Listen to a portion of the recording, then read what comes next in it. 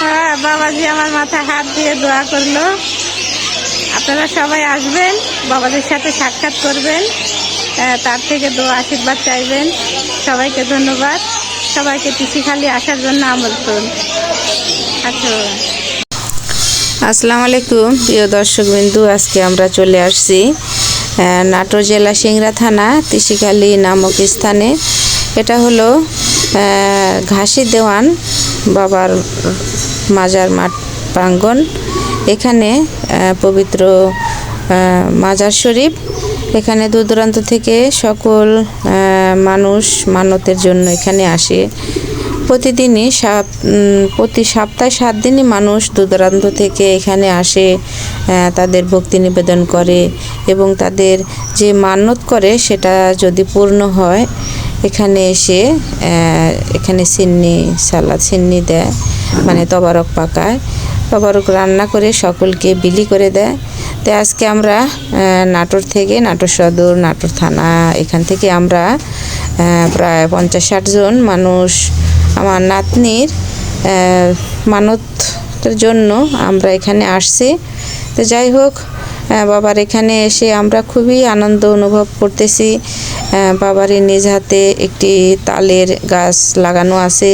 আপনারা যারা আসবেন এখানে দেখে যাবেন।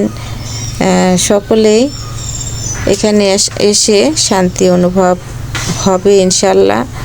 যারা মাজার প্রেমিক তারাই প্রকৃত মাজারকে ভালোবাসে, আর যারা প্রকৃত ভালোবাসে না তারা মাজার ভেঙে ফেলে।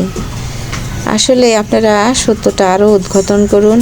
আমরা যে পর্যন্ত উপনীত হয়েছি, আমরা মাজারকে গেলেই আমাদের বুকটা প্রশান্তিতে ভরে ওঠে।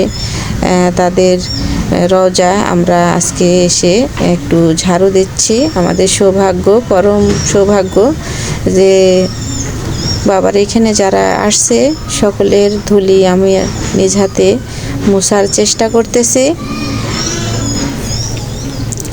এবং এটা চলন বিলের মধ্যেখানে,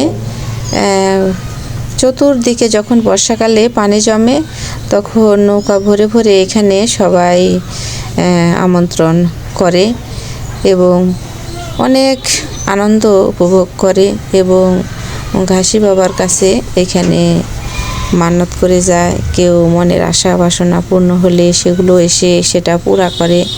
এটাই একান্ত ভালোবাসার নিবেদন, এটা আর কিছু না। কারণ এটা কোরআনে কোথাও লেখা নাই, আবার লেখা আছে কি যে ওলিরা মরণ নাই, ওলিরা জীবিত। আল্লাহ তাদের রিজিক গায়েবীভাবে প্রদান করে।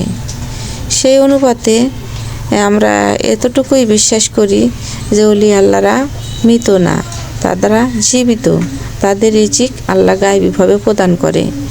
সেজন্যে আমরা সেখানে সম্মান প্রদর্শন করি, একটু ভক্তি শ্রদ্ধা করি। পারি না, যতটুকুই করার চেষ্টা করি। সবাই ভালো থাকবেন, সুস্থ থাকবেন এবং আমাদের সকলের জন্য দোয়া করবেন এবং সকলের ভবিষ্যৎ ভালো হোক, সুস্থ হোক, থাকুন এই কামনাই করছি। আজকে বাবার মাজারে এসে একটু ঝাড়ু দিলাম। বাবার মাজারের অপোজিটে